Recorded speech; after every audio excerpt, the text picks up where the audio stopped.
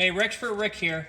Part of completing repairs on all motor vehicles requires a proper post-electronic inspection. This is to confirm and validate performance, functionality, and above all, safety.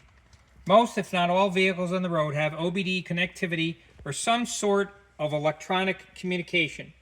With newer models being more advanced, scanning for a no-fault reading for all systems would be the goal.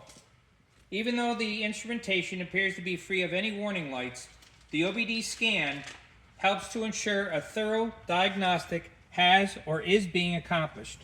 Although antique, specialty, homemade, or any other modified vehicle may not have such a sophisticated electrical system, they would still require a basic electronic scan to assure performance optimization and still be required to conform to federal and state safety and environmental laws.